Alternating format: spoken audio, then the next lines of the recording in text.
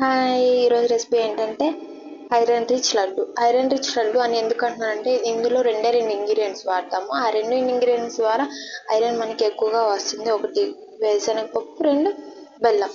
మనకి ఫ్లేవర్ కోసం కొంచెం ఇలాచీ పౌడర్ అండ్ అలా లడ్డు చేసేటప్పుడు చేతికి నెయ్యి రాసుకొని లడ్డు చేసుకుంటాము. అంతే, పిల్లల నుంచి పెద్దవాళ్ళ వరకు ఎవరైనా తినొచ్చు. టేస్టీగా ఉంటుంది.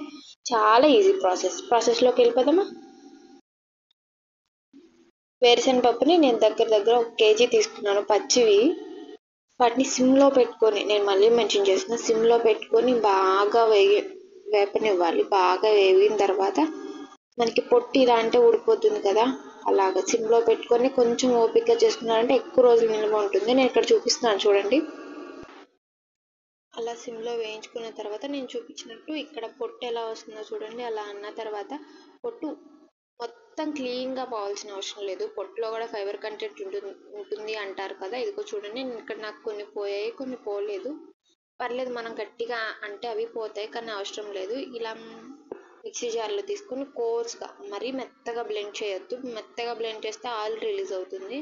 కోర్స్గా బ్లెండ్ చేసుకొని తర్వాత బెల్లం చిన్న చిన్న పీసెస్గా చేసుకోండి. తురుము పడతారు కదా, అలా చేసుకున్న తర్వాత ఇది కోర్స్గా బ్లెండ్ చేసుకున్న దాంట్లో వేసుకొని మిక్సీ పట్టండి. అంతే, మిక్సీ పట్టుకున్న తర్వాత ఒక బౌల్లో తీసుకొని నెయ్యిని కొంచెం చేతికి రాసుకొని ఇలా లడ్డూలు చేసుకోవటమే. అంతే, అయిపోయింది. మీకు ఫ్లేవర్ కావాలంటే ఇలాచీ పౌడర్ యాడ్ చేసుకోండి. అంతే.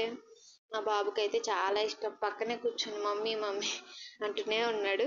ఇలా లడ్డూలు చేసుకోండి. రోజుకి ఒక్కటి, పిల్లలకైతే ఒక్కటి ఇస్తే చాలు. పిల్లలు 1 ఇయర్ దాటిన తర్వాత నుంచి ఐరన్ అనేది తగ్గుతూ ఉంటుంది వాళ్ళకి. ఇలా చేసి పెడుతూ ఉంటే రోజుకి ఒక్కటి తిన్నా చాలు, ఐరన్ కంటెంట్ బాగా వస్తుంది. వాళ్ళకి ఆకలి కూడా వేస్తుంది అనమాట. మళ్ళీ డెలివరీ తర్వాత లేడీస్లో కూడా ఐరన్ కంటెంట్ బాగా తగ్గుతుంది. ఆ టైంలో కూడా ఇలా చేసుకొని తింటే ఐరన్కి ఐరన్ వస్తుంది. ఈజీ ప్రాసెస్ అండ్ చాలా ఈజీగా చేసుకోవచ్చు. హెల్దీ కూడా. Thank you for watching.